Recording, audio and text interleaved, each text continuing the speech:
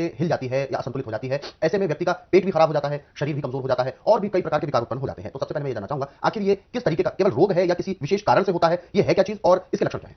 देखिए, जब बच्चा माँ के पेट में होता है तो नाभि पे नाल होती है, उसके द्वारा बच्चे की खुराक जाती है जी। अब ये ऐसे समझो आप जैसे गाड़ी की कमानी का सेंटर बोल्ट है, यदि वो सेंटर बोल्ट टूट जाए तो गाड़ी तिरछी होकर चलती है।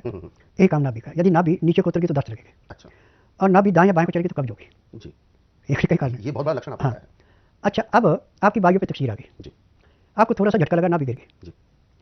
आप अकेले बाजू उठा रहे हैं, पेट पे ज्यादा प्रेशर पड़ा, नाभि चली गई। जी। कारण कोई भी हो, कोई भी कारण हो सकता है। नाभि अपनी जगह लाने के लिए ऐसे तो सैकड़ों नुस्खे हमारे पास, परंतु सबसे अच्छा नुस्खा है अदरक, आंवला और गाय के दूध की खट्टी लस्सी। आंवले को पीस के पाउडर के अंदर लस्सी मिला के उसका जैसे आटे का पेड़ा बनाते हैं ऐसे उसकी लुगदी बना लो और नाभि के चारों तरफ उसको लगा दो, नाभि की जगह खाली रखनी और सीधे लेट जाओ और उसके ऊपर अदरक का रस 4-5 चमचे डाल दो। अब आप कम से कम घंटा 1.5 घंटा सीधे लेटे रहें, दाएं बाएं को नहीं घूमना। तो आंवला और लस्सी जो है ये अंदर से आपके पेट में जैसे सूखी लकड़ी को पानी में डाल के उसको नरम करके जैसे मर्जी उसको मोड़ ले, टूटती नहीं है, ऐसे आंतों में अंदर जाके मलाई देती है। और जो अदरक का रस है ये उसको आंत को ऐसे खींचता है जैसे चुम्बक लोहे को खींचता है और नाभि अपनी जगह आती है, दस्त लगे तो रुक जाते हैं, एंटीना समाप्त हो जाती है, शरीर की कमजोरी समाप्त हो जाती है। परंतु ये कम से कम 15 दिन लगातार करना पड़ेगा, तब जाके अपनी जगह बैठेगी।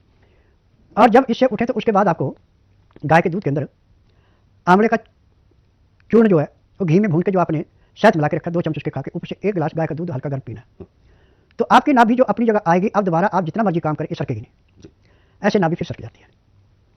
आज 90% रोगियों का रोग नाभि से ही है।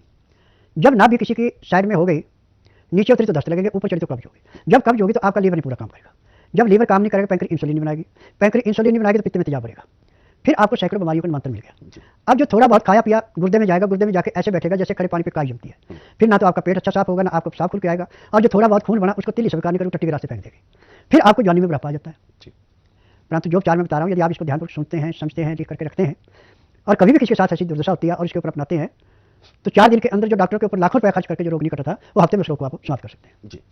मैंने अपनी किताबों में यही चीज़ लिखी है कि जब रोगी बिल्कुल हार जाए और मेरे बताए गए नुस्खे को अपनाए तो उसको जीवन दान मिल जाता है। जी। आज यदि किसी को पथरी हो गई और डॉक्टर के पास गया तो उसका ऑपरेशन करेंगे, और जब किसी का पेट साफ नहीं हो रहा है तो बाईं साइड से अंत काट करके थैली लगाते उसमें टट्टी करते हो, परंतु स्वस्थ विचार कोई भी चीर फाड़ नहीं करता किसी भी अंग की, और हर एक रोग को ऐसे समाप्त करता है जैसे कूड़े करकट के ढेर को माचिस की तिल्ली जला के समाप्त करती है। और खान पान पे विशेष ध्यान और योग पे विशेष ध्यान।